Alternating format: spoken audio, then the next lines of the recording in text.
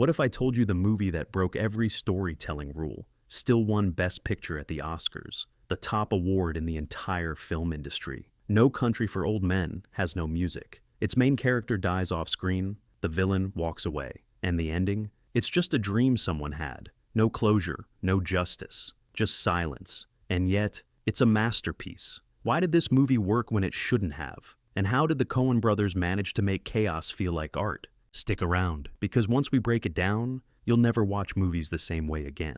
Most movies follow the same basic formula. Introduce a likable hero, throw in a few obstacles, let them grow, and then reward them, or punish them in a big, satisfying ending. There's usually a soundtrack to tell you what to feel, and good versus evil is pretty black and white. But No Country for Old Men looked at that whole structure and said, no, the Coen Brothers threw out almost everything Hollywood relies on. There's no traditional character arc, no music guiding your emotions, no dramatic final showdown between good and evil, and definitely no moment where the audience gets to cheer or cry or feel catharsis. It's disorienting, but that's the point. This isn't a movie about heroes. It's about fate, randomness, and how the world doesn't care about your expectations. And the wildest part, that risk worked. Audiences didn't walk out. They leaned in. Critics didn't dismiss it. They celebrated it. And the Oscars? They handed it 4 trophies, including Best Picture. So, how did a movie that seems to ignore everything we expect from storytelling end up becoming one of the most critically acclaimed films of the 21st century? Let's start with the sound, or lack of it. You probably didn't even notice it the first time, but if you go back and rewatch No Country for Old Men, there's something eerie going on from the very first scene. There's no music. None. Zero. Most movies use a score like emotional training wheels. Tent strings before a murder, sad piano during a death scene, a triumphant swell when the hero wins. But the Coen Brothers, they stripped all of that away. And what's left is silence that somehow screams louder than any orchestra ever could. That silence makes every scene more real. It's like you're actually there. When Llewellyn Moss is creeping through a dark hallway or waiting for a shadow to move, you're not just watching, you're right next to him, holding your breath. There's no soundtrack to comfort you. No audio cues telling you how to feel. It's raw, unsettling, and completely intentional. And the craziest part? That silence forces you to listen harder. You notice every footstep, every door creaks, every dog bark in the distance. The world feels sharper, more immediate,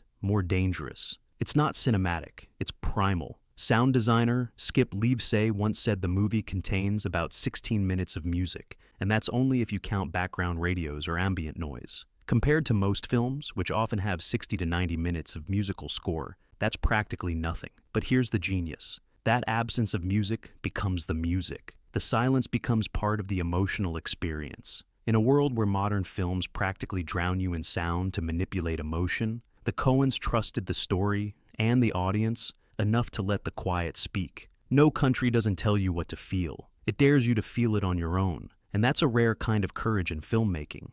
Let's talk about Llewellyn Moss. On paper, he's your textbook protagonist. Rugged, clever, former military. A man who stumbles onto a bag of drug money and tries to stay one step ahead of the cartel. It's classic Western stuff. You expect him to outsmart the bad guys, take some hits, and ride off into the sunset with his wife. But the Coens don't play by those rules. Llewellyn gets taken out halfway through the movie. Off screen, no showdown, no final words. Just a body in a motel room. It's jarring, even infuriating, and that's the point. This movie isn't about Llewellyn. It's about trying to make sense of a world that no longer follows rules, if it ever did. You might then turn to Sheriff Ed Tom Bell for guidance. After all, he's the one narrating. He's older, wiser, the classic good man. Maybe he'll bring justice. Maybe he'll solve the case. But nope. Bell's arc isn't about justice. It's about surrender. He walks away from the case. Overwhelmed, disillusioned. I feel overmatched, he says,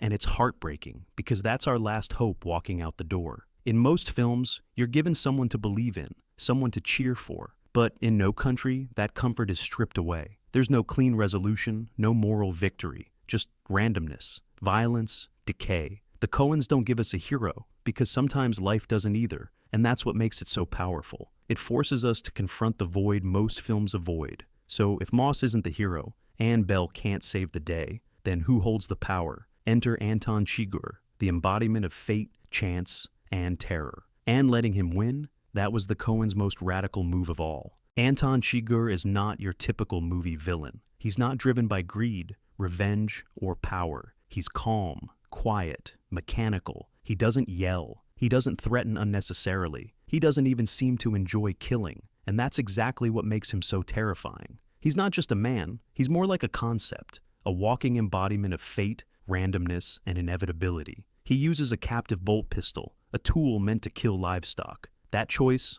it's not random. It tells you how he views the people around him. They aren't enemies, they're just things, pieces on a board. Remember that scene where he flips a coin and tells a gas station attendant to call it? That's not a gimmick. That's his entire worldview. Life and death, to him, are ruled by chance. The coin is his moral compass. If it lands one way, you live. If it lands the other, too bad. And here's where the Coens completely flip the script. They let him win. Chigurh kills Moss's wife. He even walks away from a violent car crash in the final act. Bruised, but still standing. No justice. No reckoning. He literally fades into the background. In almost any other movie, this is where he'd get his comeuppance. The hero would outsmart him. A last-minute twist would take him down. Or maybe the moral weight of his crimes would finally crush him. But not here. In No Country, evil doesn't get punished. It doesn't explain itself. It just keeps moving. And that's the scariest part. Because deep down, we want to believe that evil loses.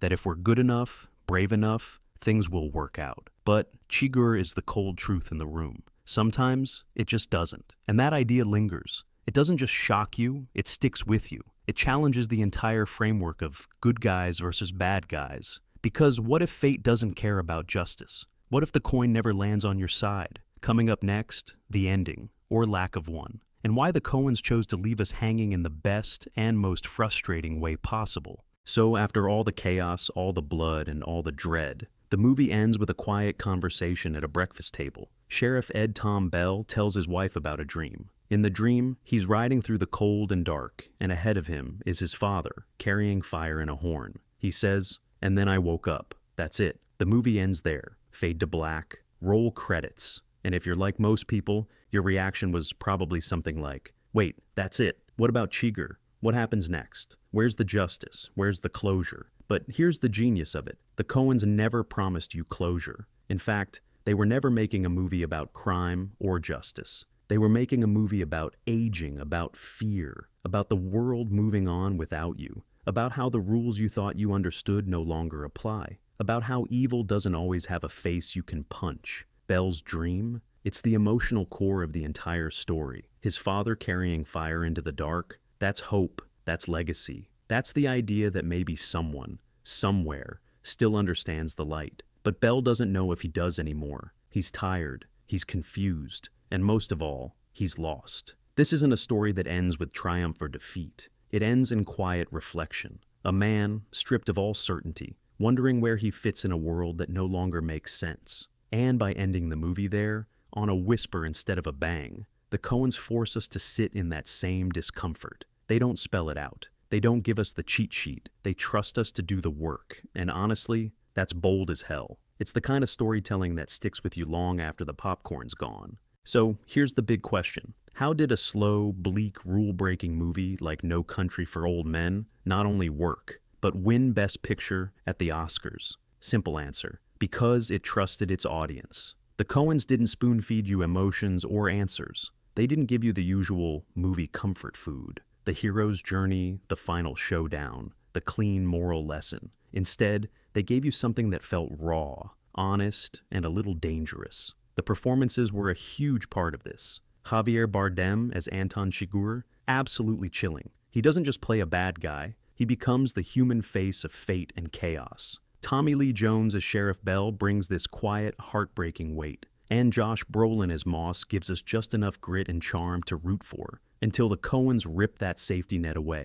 On top of that, the Coens' craftsmanship is insane. The pacing, the tension, the sound design. Remember how there's almost no music in the movie? That wasn't a mistake. That silence makes every shotgun blast hit you twice as hard. And thematically, it hit a nerve. Post 9/11, America was a country wrestling with fear, uncertainty, and the sense that the old rules no longer applied. No country tapped right into that cultural anxiety. It felt timeless and modern all at once. That's why it won Best Picture, Best Director, Best Adapted Screenplay, and Best Supporting Actor. Because it wasn't just a movie, it was a gut punch. And here's the real kicker. By breaking the rules of storytelling, the Coens didn't alienate audiences. They pulled us in deeper. Alright, so after all this, what's the real takeaway? It's that sometimes the most powerful stories break the rules, and that's exactly why they stick with us. No Country for Old Men works, because it doesn't treat the audience like we need everything handed to us.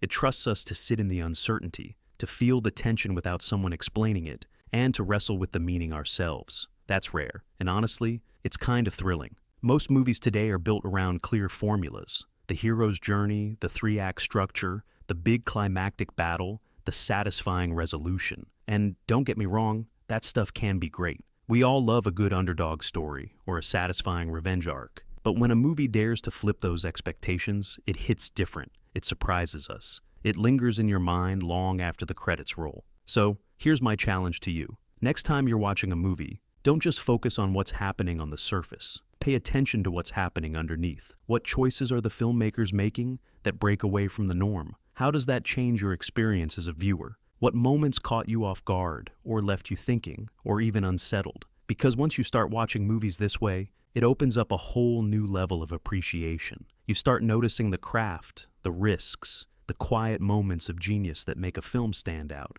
And honestly, if you're into that kind of deep dive watching, you're definitely in the right place. So, don't forget to hit like and subscribe for more.